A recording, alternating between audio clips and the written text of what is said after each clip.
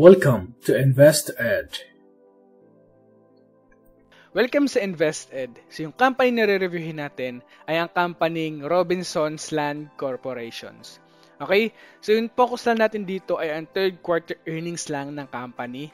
Okay? Marami kasi nagre-request sa atin na i-update daw natin itong company. Okay, so marami nagre-request, hindi pa naglalabas ng third quarter earnings ng company.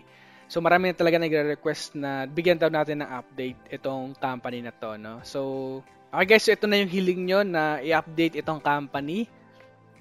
And titignan natin kung ano yung positions natin sa company. So maraming salamat sa inyo guys sa mga nag-request nito. Okay guys, so kung ready na kayo, let's start and see you on the other side. Hello guys, welcome sa channel natin. Kung bago ka pa lang sa channel natin, huwag mong kakalimutan na i-subscribe and pindutin ang bell button para ma-notify ka sa mga bagong videos na lalabas sa channel natin. No? So dito, binabahagi ko yung 7 years of experience ko sa pag-trade at pag-invest ko sa stock market. And ang kagandahan pa dito, it's completely free. Maraming salamat!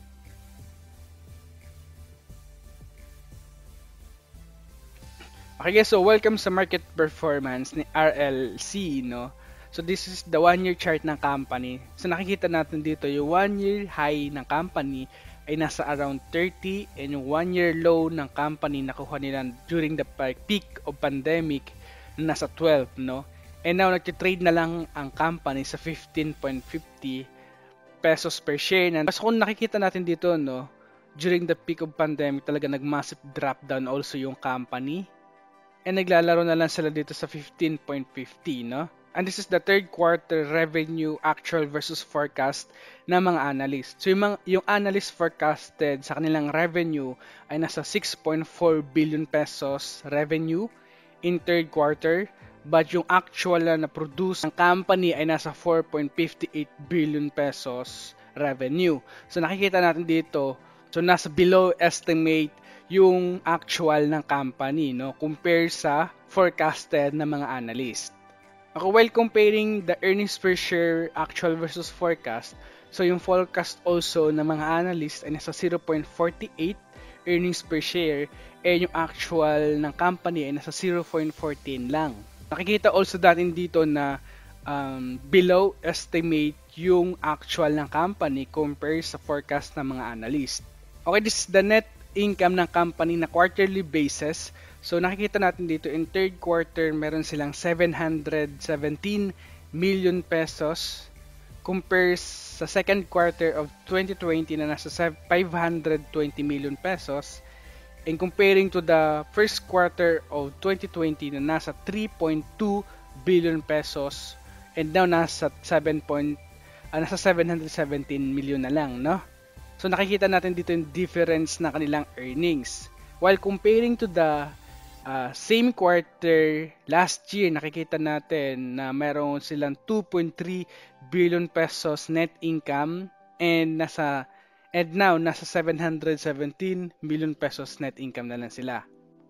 Okay, and this is the operating income breakdown ng company. So nakikita natin dito 47% came from malls, 27% came from offices, 6% came from hotels, 20% came from residentials. Okay, and this is the investment thesis ng company. Okay, so RLC, the second biggest mall operator in the Philippines, has a good exposure to the resilient consumer spending in the Philippines, as it is the second biggest mall operator in the Philippines with more than 47 malls and gross leasable area of 1.4 million square meter. Okay. The robust growth prospect. RLC has a good pipeline of project for its malls, hotels, and office segment that will drive the growth of the company for the year to come. Okay, this year, mall GLA is expected to grow 9%, office GLA by 28%, and the hotel room count by 23%. On average going forward, RLC plans to open 3 malls and expand 1 existing, 3 offices, and 3 hotels per year. Okay, this is the plan of Robinson Land Corporations, no, in the coming years. Okay? In addition, RLC have a high defensive business model. It's more defensive than most property developers because it drives almost 80% of its income from its investment property like malls, offices, and hotels, while the balance comes from the residential segment. And this is the price to earnings ratio ng company and yung 1-year return ng company. So nakikita natin dito, in 1-year return, ang company ay mayroong 39.5% down. Okay, so Robinson Land Corporation underperformed the Philippine industry which returned a 16.8% down over the past year. And also, no, comparing to the market, nakikita natin dito also na Robinson Land Corporation underperformed also the Philippine market which returned a negative 13.7% over the past year. And comparing to the PE ratio ng company, merong 12.3 times PE ratio ang company, while the industry's average ay nasa 8.7 times PE ratio. So, comparing to that, Robinson Land Corporation is a poor value based on its PE ratio compared sa market. And comparing to company PE ratio versus market, nakikita natin dito na Robinson Land Corporation is a good value base on its PE ratio compared to the Philippine market PE ratio. Okay? Okay guys, so yung ating intrinsic value ngayon kay Robinson Land Corporations ay nasa 28, no? 28 pesos per share. And ng time na ina-analyze natin to, yung kanyang current price o yung kanyang previous close ay nasa 16, no? So, ang ating margin of safety sa kanya ay nasa 22.47. Ano ba ibig sabihin itong margin of safety, no?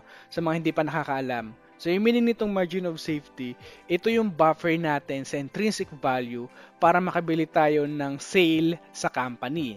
So, kapag yung current price ay nasa margin of safety or below margin of safety, it is considered a buy ratings alone. Okay? So, nung time na ina-analyze natin to, yung kanyang current price o yung previous close ng company ay nasa 16 pesos per share and yung ating margin of safety ay nasa 22.47.